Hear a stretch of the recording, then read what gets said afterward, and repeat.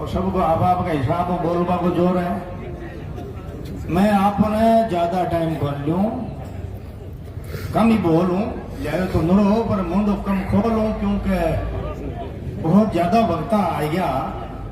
तो मैं चाहूं कि थाके बीच में ज्यादा नहीं रहूं। बोलबा को मुद्दो मान सिंह जी सा तो है कि 3-4 घंटा भी बोलूं तो सामग्री कम को नहीं। आज जो शुरुआत करूंगा तो है ये व्यवस्था धीरे धीरे जो बनती जा रही है। मैंने कई मेरे भाइयों को कहा है, व्यवस्था धीरे धीरे बनती जा रही है और व्यवस्था से ही दुखी होकर हम इस तरह के धरने दे रहे हैं। चाहे वो राजनीति व्यवस्था है, चाहे सामाजिक है, ये जो स्तर गिरता जा रहा है गंभीरता से आपको देखना पड़ेगा।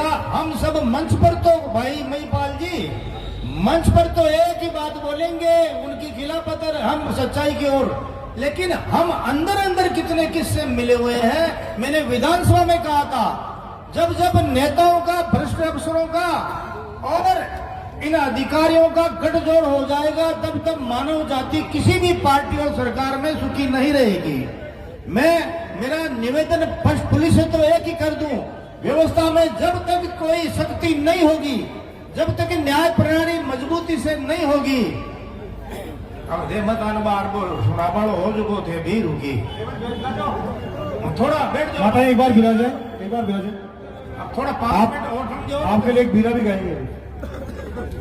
हाँ, बातों के लिए एक बीरा गाएंगे भी मेरे साथ। सब वक्ता आपका हिसाब हूं, जोश करो शांति हूं, वक्तव्य देती हो। और यहां पर भी वही हो रहा है जो कई बार होता है। कोई जोश बोल वाला का ज्यादातर जोश आज कम ही है। बोले मारो नंबर नहीं आ जा भाई साहब, मत खुद नहीं मैं क्यों यार माना बूढ़ा पाक माए न कटे मांगे कोई कपड़ा लता अल्लाह कर दो थे फालतू बुला जीबा को डंग जग में न्यारो न्यारो साय, कोई न लागे सांच मीठो कोई न खारो साय, ये जीने का तरीका है। तो आज जबकि व्यवस्था बनी जा रही है, हर युवा सुने मेरी बात। मारू बडेरा एक दो बैठा जगह ने धोख दूं, बाकी युवा ने मैं कहूं ये जो व्यवस्था बनी जा रही है इसका किसी को फायदा नहीं होने वाला। कोई न जातिवाद को फायदा होगा, न अमीर को होगा, न गरीब को होगा। व्यवस्था क्या है कि आज सबसे ज्यादा हर क्षेत्र में जो भ्रष्टाचार बढ़ रहा है। मैंने 5 साल 7 साल विधानसभा में एक ही बात कही कि भ्रष्टाचार रोको। भ्रष्टाचार हर अपराध को बढ़ाता है।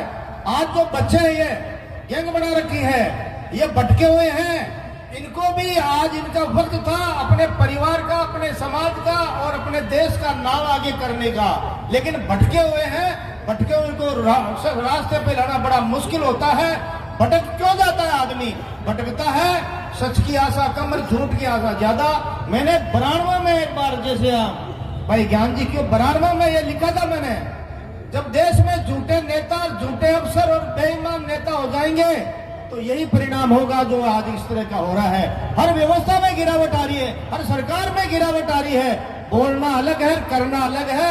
आप सच्चाई और अच्छाई के रास्ते पे चलिए, उसके बाद में देखिए ये तो धीरे धीरे हर चीज में भवन सिंह साहब, हर समाज में, हर पार्टी में जो व्यवस्था में गिरावट आ रही है, मानवता की कीमत कम हो रही है। मैंने 1992 में एक कविता लिखी है, उसकी 2 लाइन बताता हूं मैं। जब देश में झूठे अफसर, झूठे नेता और बेईमान नेता होंगे तो मेरी देश की सीमा पर जो लड़ने वाला सिपाही बेमौत मारा जाएगा। मैंने कहा भारत के रखवालो तब तुम कैसे करोगे रखवाली, भारत के रखवालो तब तुम कैसे करोगे रखवाली, बगिया जब लूटी जाएगी इसे दे देगा जब खुद माली। क्यों जात के नाम पे लड़ते हो, क्यों धर्म के नाम पे मरते हो, नहीं राम को याद करते हो, बेवजह सोच मरते हो। अब साथ मनानी है यारो, चाहे ईद हो चाहे दिवाली, तो इस पर जितना भी बोला जाए कम है। लेकिन आज भी आप लोग जनप्रतिनिधि के रूप में आप जो ये धरना दे रहे हो, महिपाल जी भाई साहब, क्या भविष्य दिख रहा है इस देश का? अधिकारी ज्यादातर 100 में से 90 पर अधिकारी गैर जिम्मेदार, 100 में से 90 पॉलिटिशियन गैर जिम्मेदार। और वो पकड़ी इसको जिद तो कह दे वो खाएगो वो तो क्यों कौन नहीं तो वो कह दे तो मैं तो नहीं हूं नहीं हो पकड़ी इसको आगे 200 की जांच करो 190 में गलत नहीं आ जाओ तो फांसी ठूंग लूं मैं